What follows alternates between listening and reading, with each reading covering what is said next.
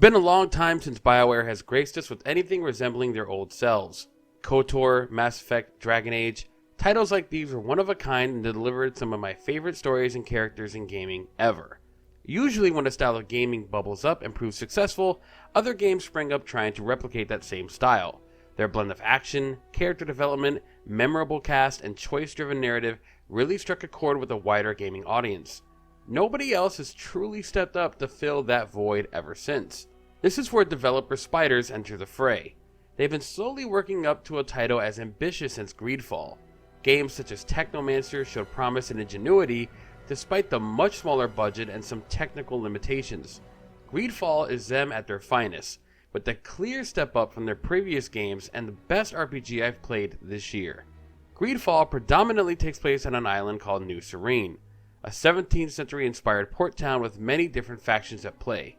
You will create and customize a character you known as de Sardet. Moments after you create your character, the game wastes no time introducing the player into its fascinating world. On the surface it seems straightforward. Pirates, cutlasses, and blunderbusses almost make it seem like it's gearing up to be a massive pirate RPG. The truth goes beyond its initial impressions. Soon after beginning the game, other elements such as magic, alchemy, and a race of druid-like folks living on New Serene set the table for a great story. Even the obvious trope of civilized colonial forces clashing with the tribal native race might come across as a little too on the nose with their own history.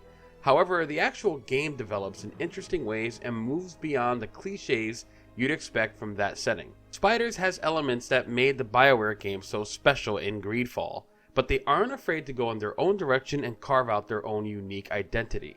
The armor and skill system is vast. A unique web of skills, traits, and powers truly make the cast feel diverse. Having to balance environmental and dialogue skills really help the choices pop.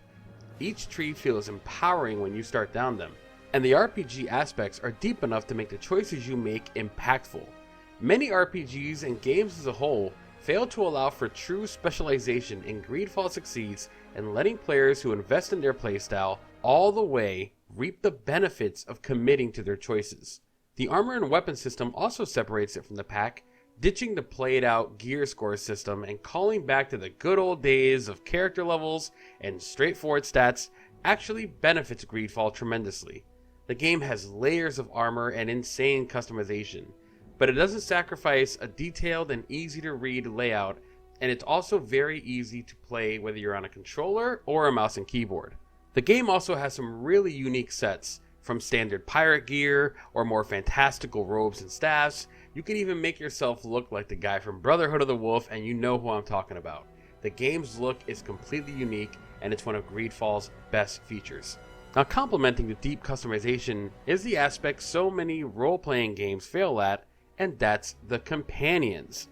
By the end of Greedfall's 30-hour campaign, I had amassed a modest crew. Memorable characters such as Kurt and Ciora are not household names now, but they will be once players get their hands on Greedfall and play through this campaign. They also represent different factions, and the factions in Greedfall are vast and multi-layered and have a lot to offer. They are very different, their storylines are usually very compelling, and the characters and the stuff you meet from them add a lot to the gameplay. You can even get armor from their troops and disguise yourself and sneak into their base, and actually the game has pretty good stealth mechanics for an RPG. These companions have so much variety and depth that even though there's a small amount of them, they all matter. And no matter what style of gameplay you may prefer, Greedfall will have somebody who can complement that style perfectly. These companions all come with their own unique stories, histories, and behaviors. The way the story can change and shift their allegiances based on your in-game choices is also Greedfall's defining trait. Now, combat is probably Greedfall's biggest improvement from Spider's previous titles, but also where Greedfall shows the constraints of its ambition. Combat is in real time with the very useful and almost necessary tactical pause feature. It has a decent dodge, a good parry, and a handful of shortcuts that allow you to have some diversity in your combat approach. The limited budget also shows itself in the combat, and despite big improvements from Technomancer, it still has a lot of rough edges. Animations can appear wonky, as physics and clothing can give Spawn a run for their money when they fly out for no apparent reason. The camera when fighting indoors can frequently be a problem. Locking onto enemies is vital for combat, but when the camera gets stuck on a wall or random objects in the environment, it's no good.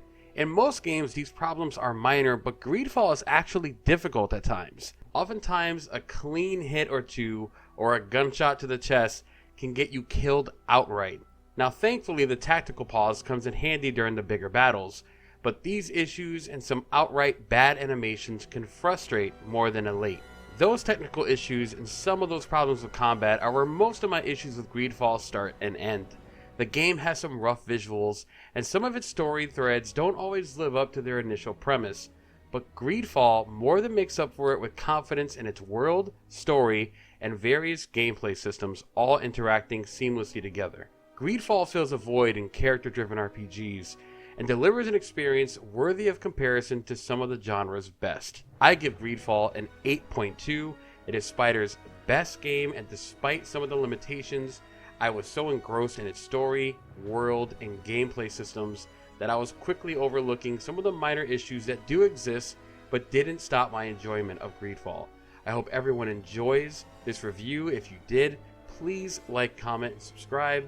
I'll see all of you next time. I hope you had a good time, and check out the full written review at rectifiedgaming.com. Unprecedented. I thought you were different because you are an Anon Manawi.